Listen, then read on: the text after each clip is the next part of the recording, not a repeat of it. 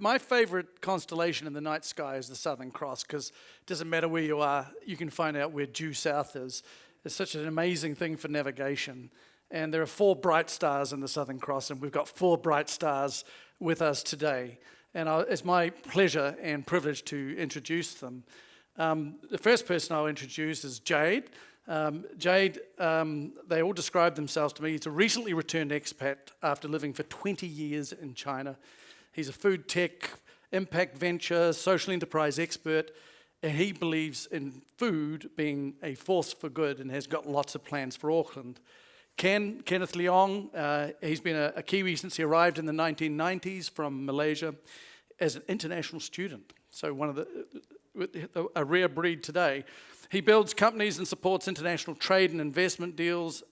And 3 years ago, he established a mask manufacturing business called Mio. He said the first 2 years were tough.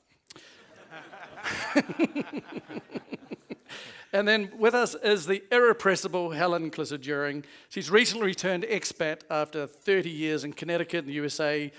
She's an arts advisor. She's a curator. She's worked in the US, Europe, and the Middle East on arts projects. She's a passionate believer in the arts as an incredible platform for engagement. And it's very exciting to have you here, Helen. And finally, with us is Marc. And Marc arrived last November, so he's the freshest off the boat, having found south from Los Angeles. And his wife has a Kiwi passport. And I'm allowed to say he's also just become a New Zealand resident. So congratulations, Marc. I was introduced to Marc by 2 people we all know and love, LA Mayor Eric Garcetti and former US Ambassador to New Zealand, Marc Gilbert. He's an entrepreneur. He's on the executive board of the New Zealand Breakers as part of the ownership group, and he has built digital media businesses as a social entrepreneur, done a lot of stuff in South LA, and he's a venture capitalist with Water Tower Ventures. I'd like you to welcome our 4 bright stars. Okay, the way we're going to talk about this international perspective is to get their comparative assessment of where we're at as Auckland and as our country, and get their perspectives, and then we'll move on to what they think we should be doing. So the first person I'm going to ask is the one who came most recently in December last year, is Marc Mitchell. Marc, you've been here just a few months, but you've got a lot of family connections to New Zealand, so it's not all fresh, but this is the first time you've lived here. Can you give us an assessment? You've come out of LA, there's been some tough times in LA. What do you see having arrived, and what do you think about the place? Well, my first comment is that I love it here, right? It's been wonderful to be here. We've been here since November. A year ago, we had no intentions of moving here, and then the entire world changed. We were lucky enough to be able to come here, and I had a business venture here and some things I could build on and contribute to here. I think New Zealand's in an incredible place. There's a real opportunity in front of the country. I think the last year has been a year-long commercial for how great this place is, right? There's a spotlight on this country, and people have been paying attention to how well it handled this last year. It is really refreshing to see a place that, the team of 5 million idea, was real to outsiders. People seeing this place that was safe and sane and united. So there's an opportunity. I think there's a lot of talent coming back. And the Kiwis who I know who've come back are coming back to a place that's different than when they left. Especially here in Auckland, very cosmopolitan place. That talent will stay.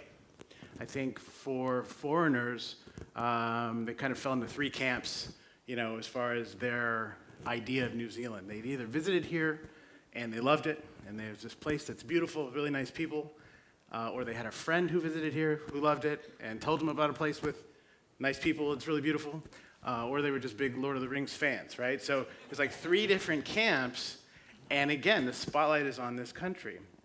When I first told people we were moving, people would joke and say, can I come in your luggage? Is there room?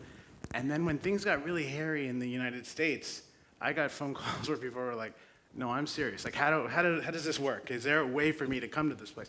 So I think that there is an opportunity here because of the spotlight that was put upon this country, and it really is something that the country needs to take advantage of going forward. Yeah, Yeah, thank you, Mark. And Helen, you are the next most fresh off the boat person in the panel, and you've had a career working in the United States and around the world, so you will have a very internationalist perspective. What's your assessment, since you've been back, about the New Zealand?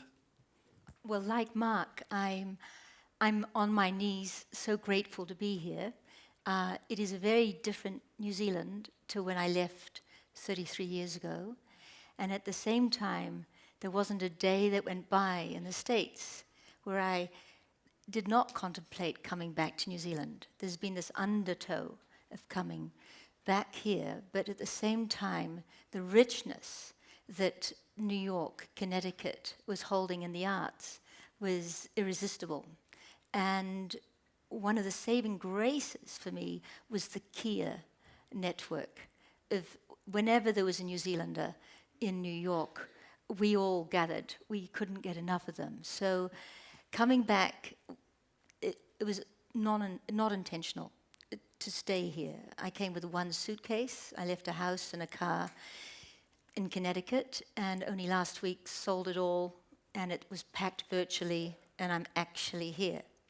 And not kicking and screaming. I'm so in awe of how you have changed New Zealand to be this dynamic, vital, cosmopolitan, deeply thoughtful, really extremely thoughtful with regards to te reo. Going to a sort of a Presbyterian school in Auckland, there was not one word of te reo in the, maybe I should say the 90s, but it might have been a little before that. But I think the moment now is a very exciting one.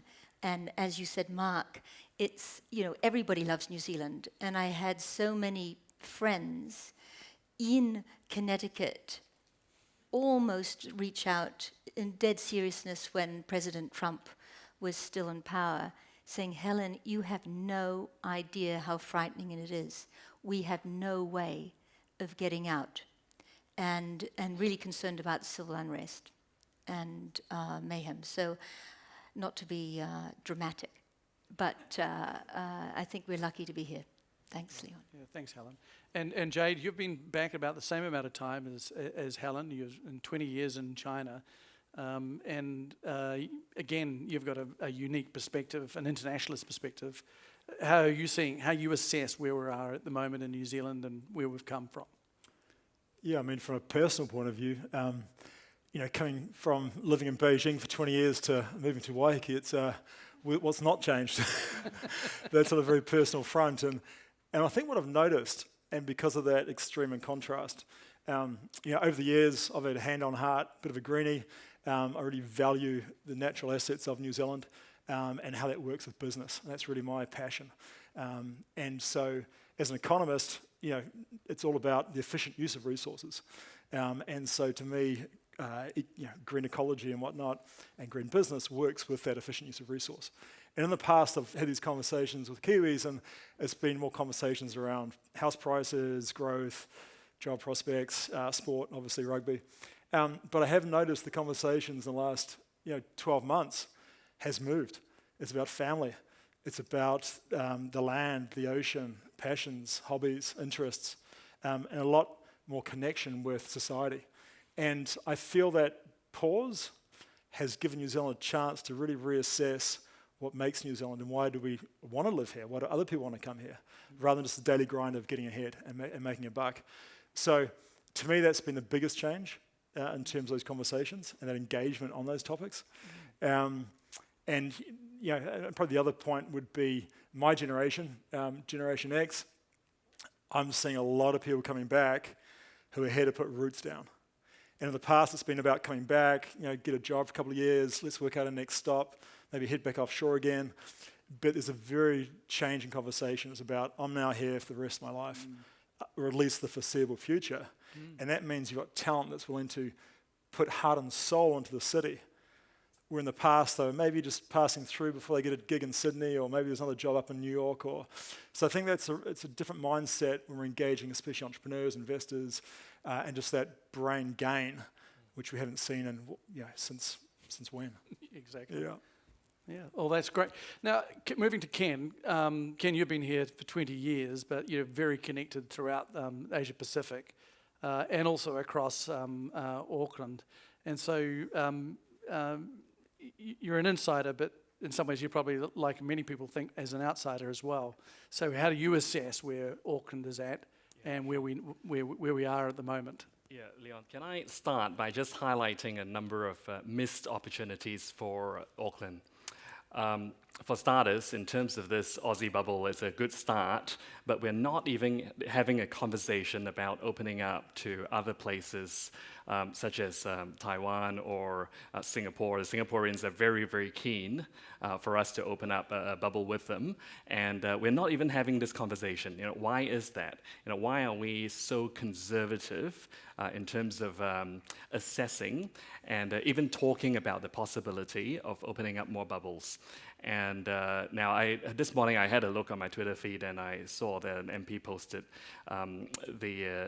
yesterday we had something like 1,900 vacant MIQ rooms, mostly as a result of the Aussie bubble, and there's a lot of spare capacity in the system. And so again, I'm just very concerned that we're squandering this small window of opportunity that we have here. Second point around international education, very concerning what's happening on that front. We are, once again, the Prime Minister said this morning we're opening up 400 spots. We're taking in 400 students. Good start, but the pre-COVID, we had something like 120,000 students come through, right, over a period of a year, including these short-term English language students. So a lot of people are wanting to come. I agree with Greg Cross's assessment that, look, the education can be delivered virtually and so forth, but there are tens of thousands of students wanting to come. And just to illustrate, right, like how serious the situation is, the Auckland University charges $46,000 per annum for international student, which is about what we pay a trainee nurse or a graduate, sort of like a trainee police officer. And there are tens of thousands of them wanting to come. So 400 spaces look good start, but given the capacity we have in MIQ, we're able to take something like, 1,000, 1,300 every fortnight because of this Aussie bubble. But we're again, because we're so consumed with having this discussion internally, or look, should we open to India or not? Should we do this or that? Or in the meantime, all these vacant MIQ rooms are just sitting there. Third point I want to make. Another massive missed opportunity is the fact that more than a quarter of our city today is of Asian descent. Now, I went to Waikato University, and Leon said I grew up in Malaysia, came here as an international student by myself. When I first came to Auckland, post-graduation in 1999, there was one Chinese restaurant on Dominion Road called Love a Duck. And today, there are something like 100. So Auckland's changed pretty dramatically. More than a quarter of our city is Asian, but I'm really worried that we're once again we're not integrating these communities, right? So there needs to be so much more integration, and we need to be working together to capitalize on opportunities in Asia Pacific. Now, I work with a lot of companies. Looking at opportunities offshore, and one reason a lot of New Zealand businesses fail when they go overseas is a lack of understanding of these markets. If you don't have people on your team who can even speak the language of your customers, there's a major problem. So it's a squandered opportunity. I'll stop there. Yeah, I love the going straight to the points around the opportunities. And before we're going to move to sort of what the panel thinks that we need to do about these opportunities and squandered opportunities.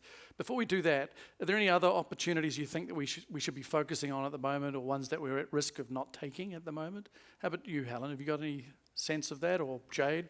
Well, I think absolutely we need to support our artists. I'm the sort of arts cultural voice, and I'm looking. There was an amazing opera singer that I heard sing at 8 o'clock in the morning, hoping to salvage St. David's, and he's one of New Zealand's great exports, Simon O'Neill. But I heard later that he's, living on 10% of his normal income. How are we going to keep this incredible talent as soon as the borders open? But we need to keep our borders open creatively and cherish what we have, support what we have, and still look outside our bubble. And I think, as I said before, all bubbles burst. And we need to mix and match what's going on. Jade? What about opportunities you think that risk of squandering? Yeah, I mean, there's a window here, and we understand that. I think that's been very clear today. How long that window is hard to gauge, given how fast other countries will move and how quickly that window will close. But from living in China, I've seen a country go on this incredible journey of seizing opportunity. And I know what it looks like to see a culture grab opportunity. And it's sure as hell not the pace of New Zealand. And I mean that in a loving way, but it's just a fact. And when you see people who are hungry for opportunity, these windows I see close in around about 3 to 6 months in terms of the real opportunity. And that's the speed that I've seen through the whole transition of China economy. So I'd say that there is a window. I think it's going to close very fast, a lot faster than we realise. And the opportunity for me would be, with the amount of fiscal spending coming out of Wellington and across the globe, but let's look at New Zealand, is if we're going to take on that debt, and we're going to put into infrastructure and jobs and housing and whatnot, it needs to tick a couple of boxes to ensure that we're using that money to then solve the issues of the generation that we're actually putting into debt. So the elephant in the room is climate change. And climate change is not moving because of COVID. And it was the big topic before COVID, and it's been put on the back burner. I haven't heard it talked about a lot today. That's going to come back with force in a year or two. And how we're using this massive fiscal opportunity to ensure that future-proofing the opportunities for that generation whilst we buy ourselves out of our current situation. Yeah, I think you made a really great point when we were preparing for this. You said the next generation is going to have to pay that debt off, and climate change is their problem. The costs are going to fall on them, so we owe it to them to actually be spending that money on green preparing energy, for climate change, all those sorts of things. Yeah, exactly. Yeah. Leon, I agree with Jade. And look, I think most people in the room can understand how the Chinese can move really quickly.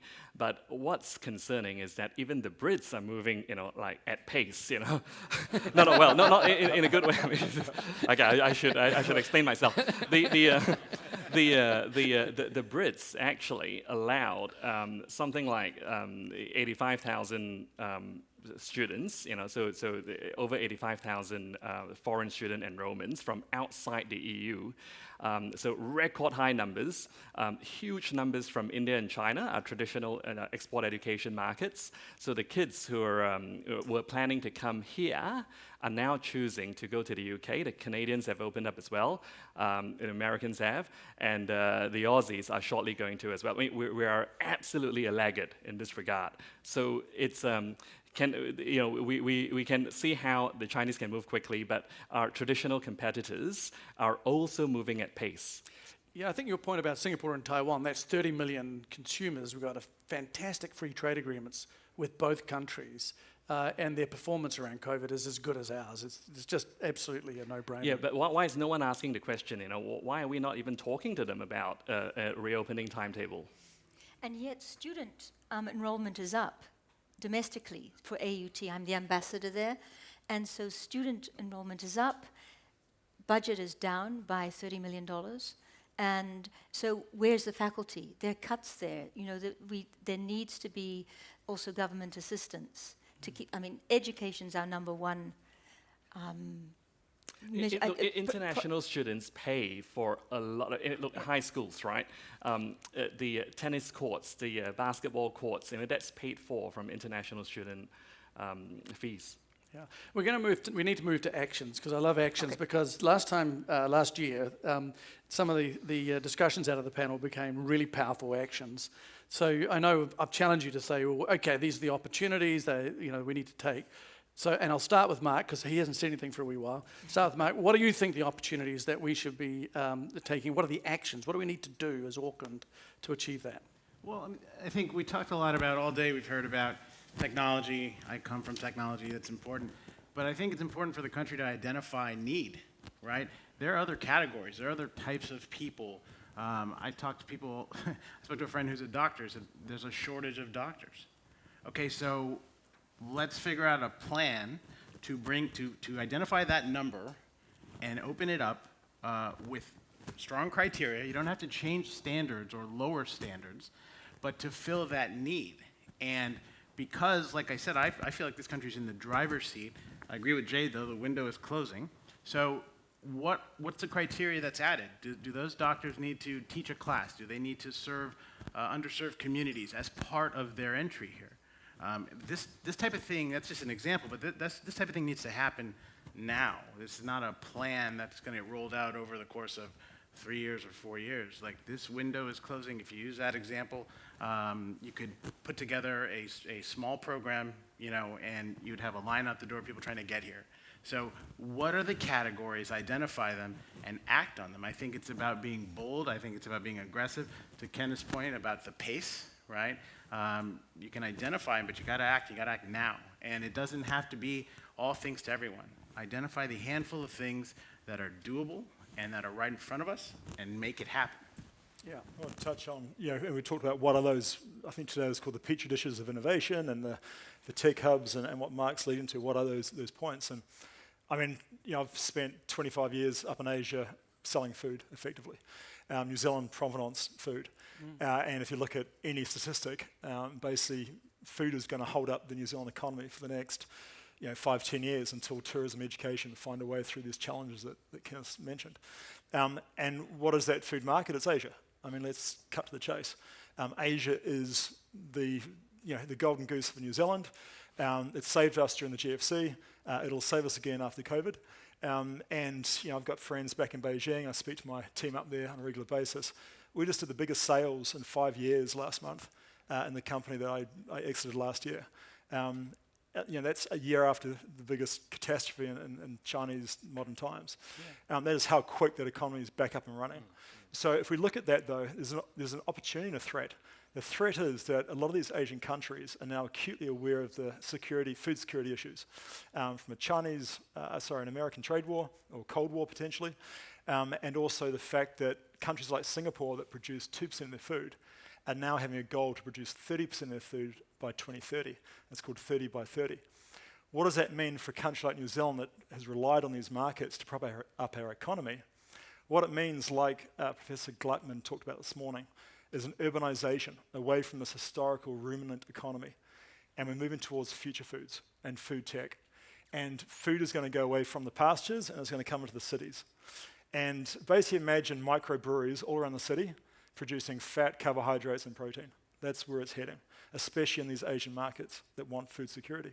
Wow. So how does New Zealand take this opportunity where these massive fiscal budgets up in Asia have been spent on urbanized food infrastructure, and we supply the IP, we supply the knowledge, the innovation, the stuff that we do have. And we're developing plant-based meats here in Auckland. I've been working with Massey for 6 months. Incredible, the Food Innovation Network, a great knowledge base we have here. How do we export that knowledge up into Asia while there's a 2-3 year window of fiscal spending?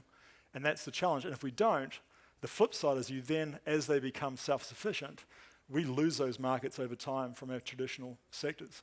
So we really need to jump on that food tech space. Can I suggest an action here? Last year it was Go Hard on Tech, and Nick Hill and Pam Ford have been driving that forward since last year. So maybe we need to go hard on future foods as one of the things that could come out from this year's Auckland Future Now. And just the last piece on that, because we need a point of difference. And New Zealand's point of difference with any part of our processing and technology and food tech is going to be around our renewable energy. We can be a carbon zero food manufacturing hub, which very few countries can do. They may have scale, they may have processing capability. They don't have a green energy sector, which we fortunately do have. Right. So that's going to be a big selling point by consumers in the coming years. Right, that's great. And you also talked about leveraging universities. Now, we're going to have to keep going because we're always going to run out of time. But, Helen and Ken have had such different careers, but the the themes of what they are here today talking about is engagement. And you've laid the challenge of, are we really connected to the New Zealand Asian communities in Auckland, who are diverse communities? And so what do we need to do to actually bring them and leverage their skills and talent and connections? And Helen, engagement is what your career's been built around. So, you two can bring it home. Well, it's the great thing about the arts, it's a universal language, whether it's the visual arts, performing arts. It's a language of looking and listening. And I think a great danger now here is that New Zealand's been looking in, which it needed to. The new Aotearoa is a vital, creative one. But we need to continue to engage, bring in the arts wherever we can, listen, pull in, make sure that there are none of these silos. I see enormous amount of silos, whether it's in industry, tech, universities, cultural institutions, within the cultural institutions. How do we pull together? And coming back from overseas, I can only stay here if I'm a thread to help weave together. I saw a great play at the SB Theatre, Single Asian Woman, and it's these plays, it's these voices that we can resonate, we can hear, and think, that could be me, or that is me, and that's you. Sure, yeah. So look, I think there's a role for all of us to play. I know a number of you here represent a range of organizations, and for example, the bankers in the room, you could facilitate a platform for connection. We need to have not one platform for connection, but multiple platforms for connection. Look, everyone has a bank account. It doesn't matter whether you're Indian or Chinese or whatever. So that's within one bank. That's a natural platform. The government has a role to play, but all of us can do our part and not just rely on government. A number of associations started work. I see my friend Brett O'Reilly. The EMA have done some work in this regard, getting people on board from diverse cultures, and so there are actually the practical things we can do to be more inclusive. Now, in terms of government, there's a role for government as well. Just one example, right? Like this whole thing with investors. There are lots of investors wanting to come in, and they're stuck somehow. Someone needs to sort out the shambles at immigration. If we need more staff, we hire more staff, right? These are people with a lot of cash to inject into our economy, and we are holding things up. Yeah, there's a demand here, it's not a question. It says demand that the 3 billion plus in the investor migrant queue be allowed to settle in Auckland. So the demand has been issued. Because we're talking just a few hundred people really that want to come in and actively invest in New Zealand. So I'm quite passionate about that. The Prime Minister said this morning that, although our borders are closed, we can continue to do business. And so, that may be true. We are selling record volumes of kiwi fruit, right? So, but the Chinese customers buying kiwi fruit, right? Like you can just buy a tray of kiwi fruit at any time, but to invest large sums of money into a business, people want to come and touch and feel and meet people and shake hands, that sort of thing, right? So we've got to allow people in. Yeah. Any other final comments? We've got 42 seconds before we wrap up. I'm keeping to time because people's careers depend on it. But one comment I'd make about what Helen and Ken were saying, by the way, is that what's different since last year is Auckland Unlimited has a complete economic and cultural mandate. And so it can bring together the arts to support business. It can synthesize the sorts of things that Helen and Ken have been talking about to really supercharge how we connect with those communities. But I've taken up 30 seconds of that. Any last quick points? Yeah, I think for me it's about, if we're talking about too much talk and what is that thing that needs to change to get this opportunity, just go and do it. You know, get amongst people that want to do it. Don't worry about the talks, don't worry about the reports, don't worry about the think tanks. Just get on and do it. Really, it's that simple. And find like-minded people that have that same attitude. That's why we're here. Right, I want to thank the panel. Jade's lived in China for a long time. You can tell. Well, I want everyone please thank the panel, the 4 bright stars from overseas. Thank you.